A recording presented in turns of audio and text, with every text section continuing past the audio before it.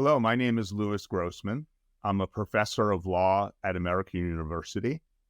In addition to being a lawyer, I am also a PhD historian, and I'm delighted to provide you with a historical overview of some of the themes we will be discussing in this very important forum. I recently published a book called Choose Your Medicine: Freedom of Therapeutic Choice in America. It's a comprehensive historical review of Americans' efforts to access any type of therapy they desire. Most of the medical freedom movements I examine in this book deemed the orthodox medical establishment to be a despotic villain.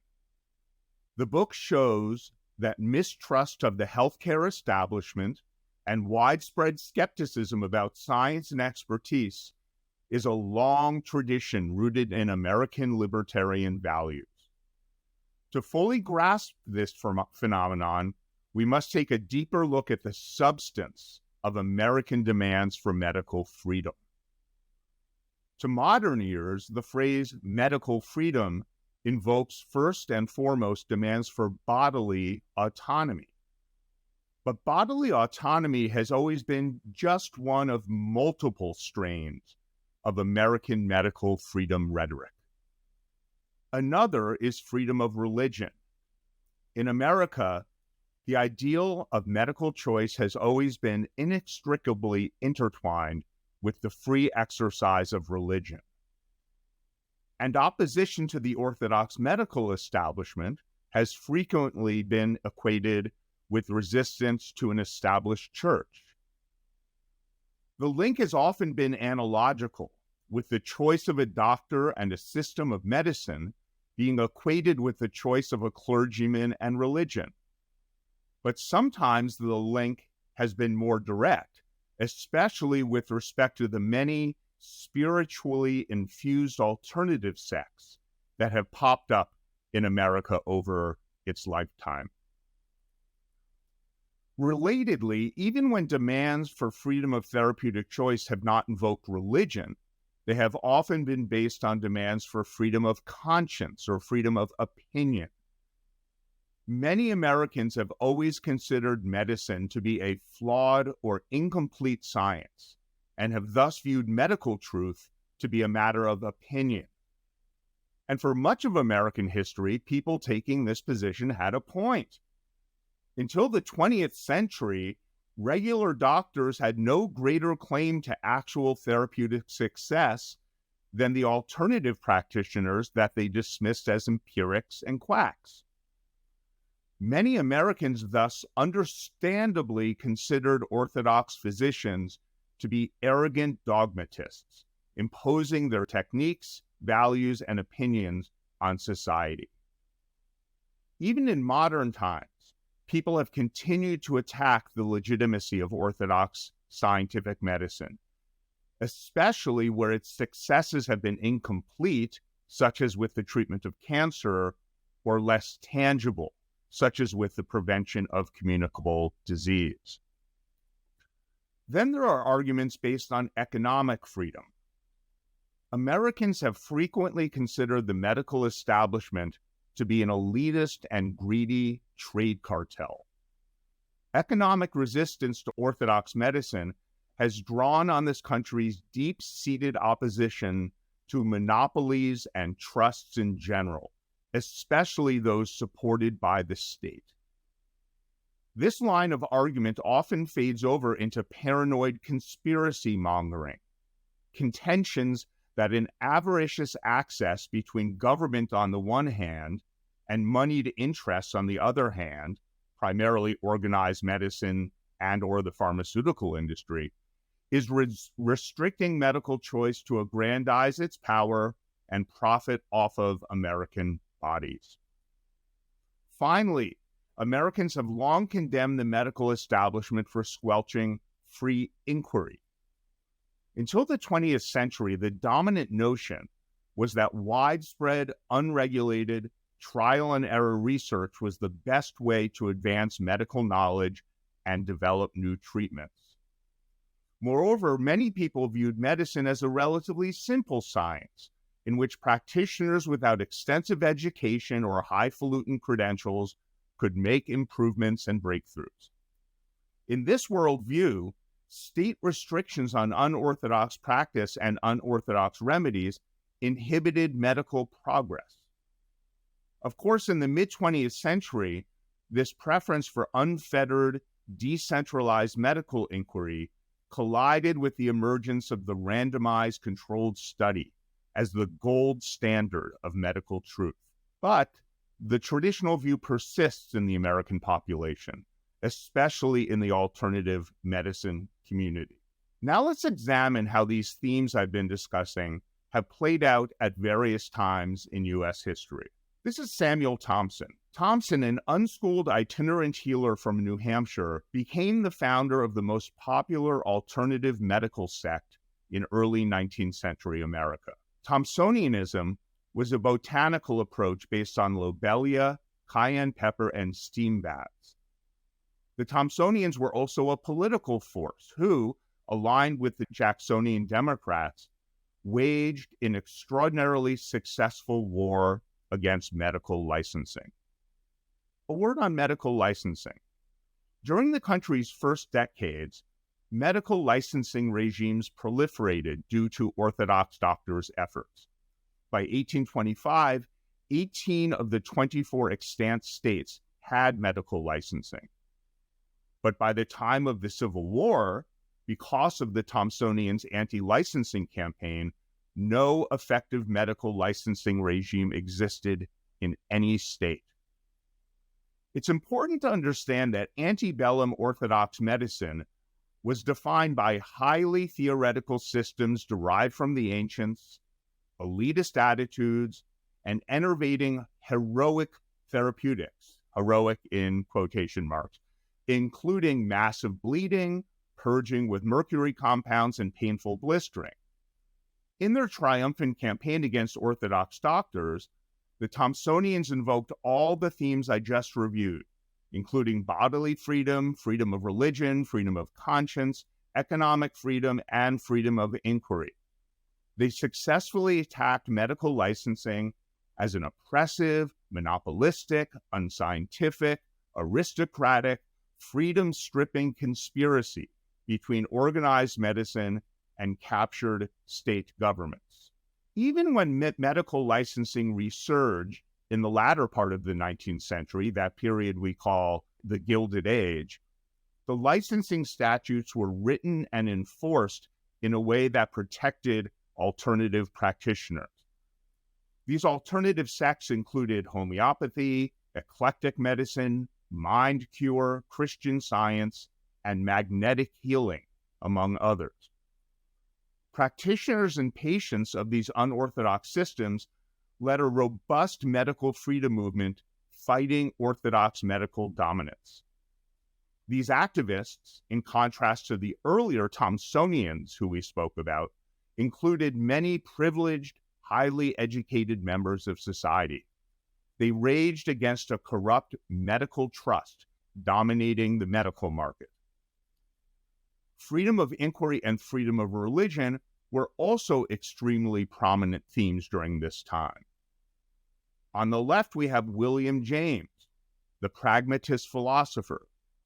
James was a fierce foe of medical licensing and a defender of mind cures, despite his status as a Harvard Medical School professor. He insisted that freedom of inquiry was necessary for the progress of medical knowledge. On the right, we have Mary Baker Eddy, the founder of the Christian Science Church. Christian Science was one of numerous religiously and spiritually infused health movements that firmly linked the values of religious freedom and medical freedom. The progressive era of the early 20th century saw increasing public health regulation at both the state and federal level. Organized medicine, including the increasingly powerful AMA, allied with government to advance public health through the application of medical science. Nonetheless, medical freedom proponents continued successfully to restrain what they called state medicine and the medical trust. These advocates for freedom of therapeutic choice continue to include many followers of alternative medical sects. Alternative healing approaches remained extremely popular in the 20th century's early years, as orthodox medicine remained powerless in the face of many diseases. This is a picture of the American School of Magnetic Healing, which was one of the biggest single purveyors of care in the country, despite the fierce resistance of organized medicine. In a 1902 case concerning fraud charges against this institution, the U.S. Supreme Court held that claims of therapeutic effectiveness were a matter of opinion beyond the appropriate reach of government regulation.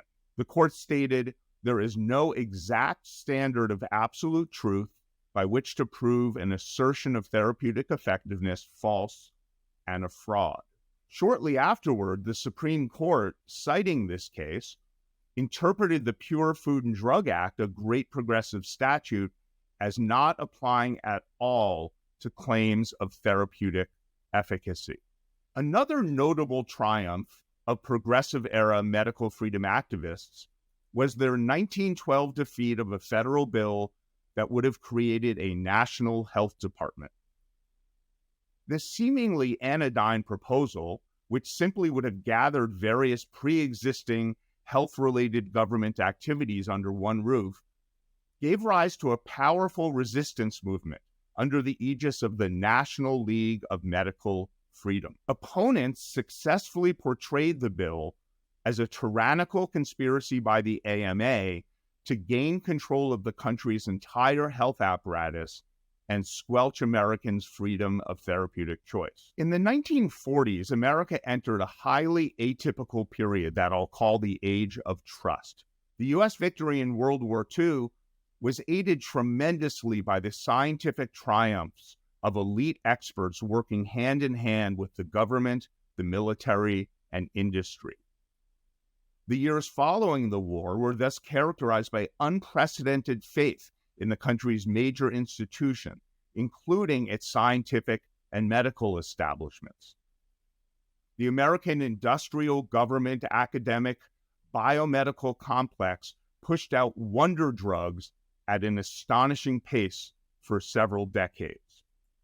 With these therapeutic successes and the mid-century rise of the adequate and well-controlled clinical trial, the courts and the vast majority of Americans accepted that therapeutic effectiveness was a matter of fact, not of opinion. Following the 1955 introduction of the polio vaccine, its creator, Jonas Salk, regularly ranked as one of the most admired men in the United States. Based on my unscientific research, his popularity was comparable to that of baseball star Mickey Mantle or movie star James Dean. Americans by the millions rolled up their children's sleeves to receive the polio vaccine. As late as 1966, 73% of Americans reported that they had great confidence in the leaders of medicine, and 76% stated that they trusted the federal government to do what is right most of the time. Even during this golden age of medicine, there was medical freedom activism, especially where therapeutic progress was limited. Most notably, significant movements arose around various quack cancer cures. These movements were confined largely to the extreme right wing of the political spectrum and had little concrete effect on policy or law. But their language echoed that of earlier medical freedom movements and presaged that of COVID-era libertarians. The Reverend Gerald Winrod on the right in this picture was a red-baiting, anti-Semitic, fascist sympathizer who led the movement in favor of the Hoxsey cancer treatment. Winrod asserted that the AMA, the pharmaceutical industry, and government regulators were participating in a vast communist Jewish Catholic conspiracy to suppress unorthodox remedies. But Winrod, despite his popularity, was an outlier in a generally trustful post-war America. The 1970s were an inflection point in American attitudes, as the nation's faith in major institutions and expertise plummeted in reaction to the Vietnam War, Watergate, the oil crisis, and stagflation. Confidence in science and medicine fell precipitously, along with trust in other establishment institutions. American scientific and technological prowess failed to produce a victory in Vietnam. The terrifying partial meltdown of the 3 Mile Island nuclear power plant in Pennsylvania showed that the Manhattan Project's atomic achievements offered only mutually assured destruction, not a safe, clean, reliable source of energy. In medicine, an emblematic 1970s event, striking in its contrast to the triumph of the polio vaccine, was the swine flu vaccine fiasco of 1976. President Gerald Ford's effort to vaccinate the whole American population was supported by the head of the AMA, the entire federal health bureaucracy, and Jonas Salk himself. But no swine flu epidemic ever materialized, and 23 people predictably died of Guillain-Barré syndrome from the vaccine. The humiliated Ford administration abandoned the immunization campaign before the end of the year. Liberal columnist Nicholas von Hoffman assigned blame to the structure of American medicine, in which rank, prestige, institutional sphere of influence, intellectual lockjaw, and pride in poor performance saw to it that the inoculation program would go forward. By 1980, only 32% of Americans had great confidence in the leaders of medicine, and only 25% trusted the federal government. Americans' faith in its establishment institutions, including medicine, has never recovered. Another medical story characteristic of the 1970s concerned the alternative cancer drug Laetrile. Laetrile was a vitamin derived from apricot pits. Not a single controlled trial demonstrated its efficacy against cancer, and FDA thus treated Laetrile as an illegal, unapproved drug. Nonetheless, countercultural hippies and feminists joined fundamentalist Christians and conservative libertarians in a powerful social movement in favor of Laetrile and against orthodox medicine's authority.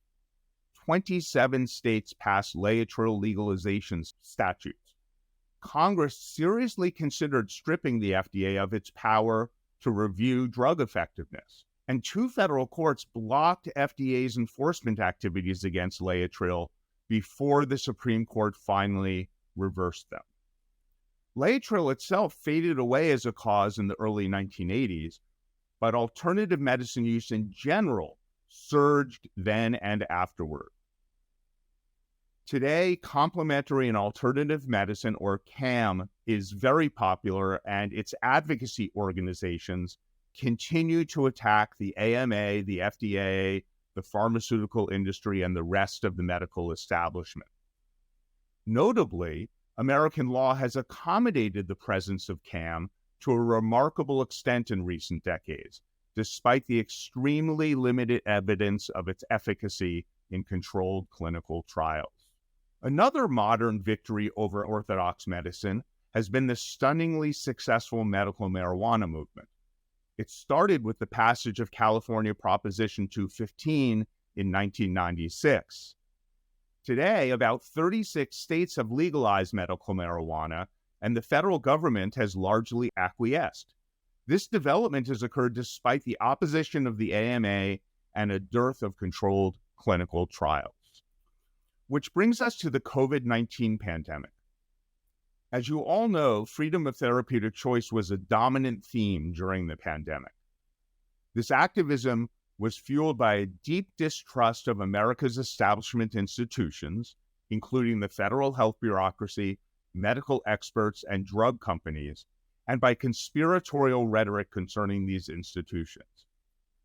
All the long-standing tropes we have examined pervaded the language of vaccine resistors and of hydroxychloroquine and ivermectin advocates. And there's been a disquieting correlation and even collaboration between those who resist medical orthodoxy and those who embrace a conspiratorial worldview in their politics more generally. This is a picture of Dr. Simone Gold. In January 2021, she planned a rally for health freedom in conjunction with the Stop the Steal rally in Washington, D.C. She entered the Capitol Rotunda on January 6th, where she railed against the COVID vaccine and government oppression. So where are we? According to a February 2022 Pew poll, only 29% of U.S. adults say they have a great deal of confidence in medical scientists to act in the best interests of the public.